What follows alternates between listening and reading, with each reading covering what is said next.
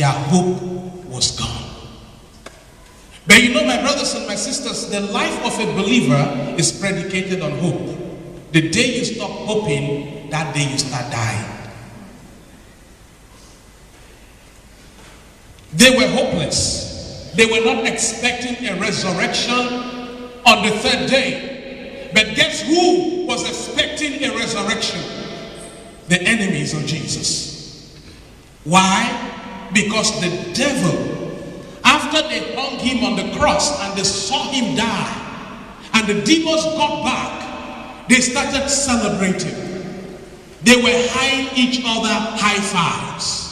In the midst of that celebration, the devil said, slow down. Slow down, because if I know the one that we just got hanged on the cross, he's not finished yet. He might be planning something. Because the devil was trying to listen to what was happening in heaven, but heaven had become silent.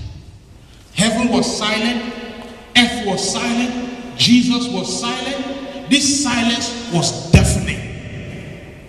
The devil could not take this silence anymore. The devil was wishing that he could just hear God say one thing so that he can have a clue as to what God was planning.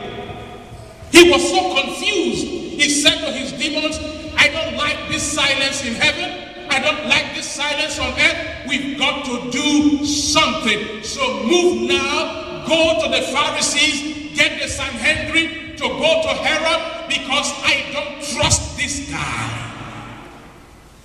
Because the devil remembered. He remembered that when God told Abraham to go sacrifice his son Isaac, they journeyed, and on the third day they got to Mount Moriah.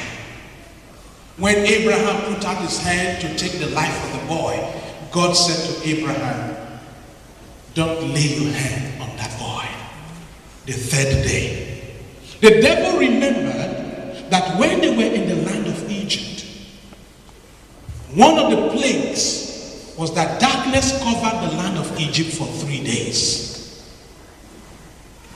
The devil remembered that when they came to Mount Horeb, to Mount Sinai, and God spoke to Moses, Moses went to the people and said, get yourselves ready. Today and tomorrow you wash, you prepare yourselves, and on the third day, God will come down on Mount Sinai. On the third day, God came down on Mount Sinai. The devil knew that things happen on the third day.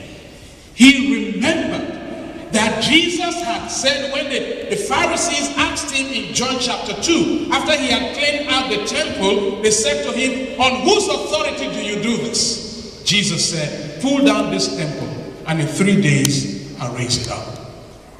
The devil said, quickly now, go to Pilate. Something has got to be done. So right away they went to Pilate. Pilate gave them leave. They said, we remember when this impostor was alive. You see, they called him an impostor, yet they were taking his word serious. They called him a liar, but they were afraid of his words.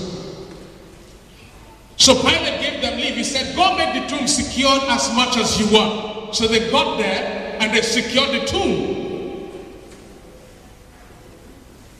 That morning after resurrection, after the Sabbath, God said to the Holy Spirit, it is time. Everybody say it is time. It is time. God said to the Holy Spirit, it is time. It is time. He said, move now into action.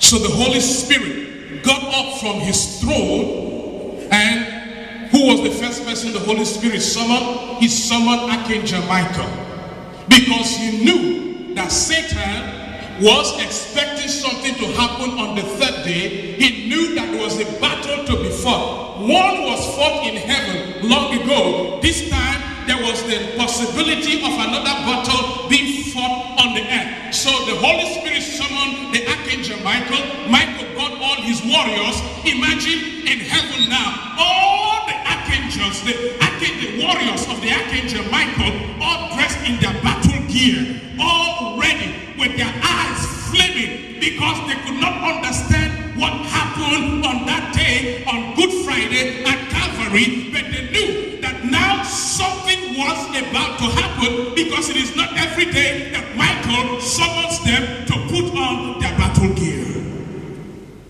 So they put on their battle gear, and then